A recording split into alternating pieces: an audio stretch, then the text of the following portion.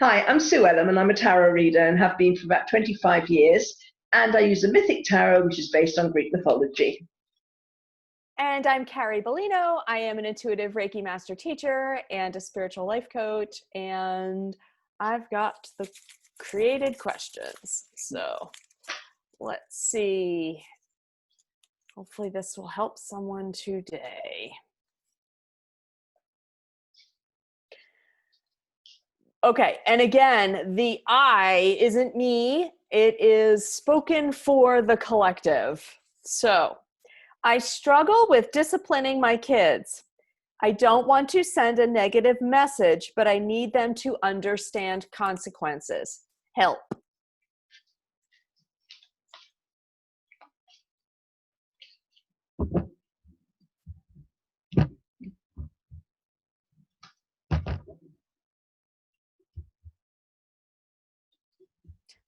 Oh, I'm getting something. I want to see if you hear it too.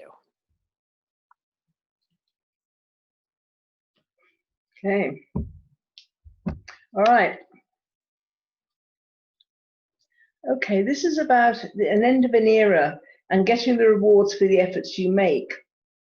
So I think sometimes parents, and I hasten to add, I'm not a parent, so I'm not talking from experience, but sometimes parents put their own belief systems, their own ideas on their children, and there's certain ideas and things that are very valid, you know, to keep your child safe and things like that. But you have to also recognize when your children grow up to a certain age, you have to adjust. So there's a kind of a case of adjustment over the years, and what they see you do is what they learn, not more than what you say. Is more of what they observe as well. So if you've done good and you've allowed your child to be who they are, rather than trying to force them to be who you are and what you want, then you will get the rewards for that. It's only when you try and put rules and regulations on them, which is to make you comfortable, but makes them very uncomfortable, and forces them to sometimes not be able to be truthful with you because they know that their truth isn't what you want to hear. So a lot depends on what your idea of parenthood is and whether it's relevant for today's youth, which are very, very different. There's many different opportunities now than there were 50 years ago. You know, so it's a different ball game now. It's also, again, I'm going back to this first card, it's not getting stubborn, not saying, you know, I'm your mother, I'm your father, I know best. Do what I say, don't do what I do. There's this, sometimes this feeling of control, and you have to control your children. Sometimes it's so that they appear to be really good and well behaved, and so people will say, oh, you've got such a great family. It's a kind of, sometimes people feel that their children are their sense of status, their sense of accomplishment, so that you're holding on to maybe your own childhood and what was considered appropriate for you to do. Like you had to go to church on Sundays, you always had to wear a hat, you know, and all these different ideas that now maybe a lot of children don't go to church. There's a whole different thing about it. And then you feel as a parent that you're not being respected because your children won't do what you say is important. But the thing is, they have other things that they consider important. Maybe it's to do with being kind to animals, you know. So it's getting to know your children and not trying to force them to be like you or to live up to your standards.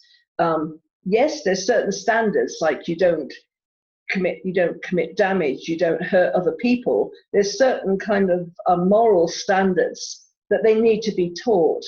But when it comes to a more superficial stuff, you really need to let go and let your child express themselves, because they aren't necessarily going to be exactly like you. There'll be some traits, but not going to be like you. There's a lot of fear and anxiety. And I'm thinking now, what's coming to mind is when you've got very young children, what with the paedophilia and all this sort of stuff that's going on. So there's this kind of real fear about letting your children go out roaming free, and that is totally understandable. But the problem happens when it's done in such a way as to instill fear in the child, so therefore their future becomes stunted, because they're frightened of dogs because their mother or father got bitten by a dog once, so now they're frightened of dogs. They're told that anybody that smiles at them is going to try and whisk them away in a car.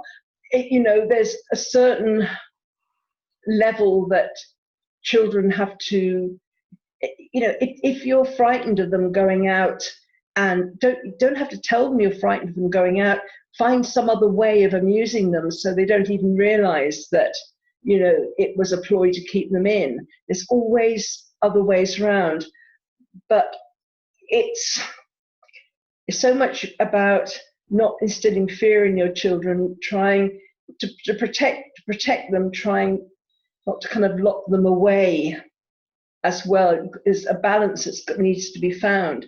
And if you can find that balance and you've achieved that, then they've got so much more energy, the imagination, they're ready to go out in pursuit of their vision, and they feel that the world's their oyster. So it's a lot to do with the parent or the grandparents or the people, the adults that have significant effect on these children. Are you transferring your fears onto them, or are you allowing them to be who they are, and so that they can fulfill their own destiny that they came here to do?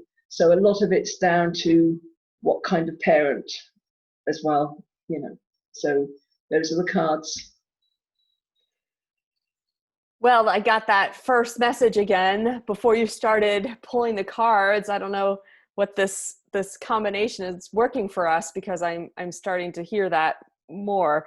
And your very first card addressed it, which was be the example that's the best. So meaning, if you tend to have road rage and you tend to scream at drivers around you with your kids in the car, and then your kids see that, and then you find them screaming at their siblings or screaming at their neighbors, like 1 + 1 is 2. So be the example. If you don't want your kids to be that screaming, angry child, be certain that you aren't that screaming, angry adult in public. So take note of things like that.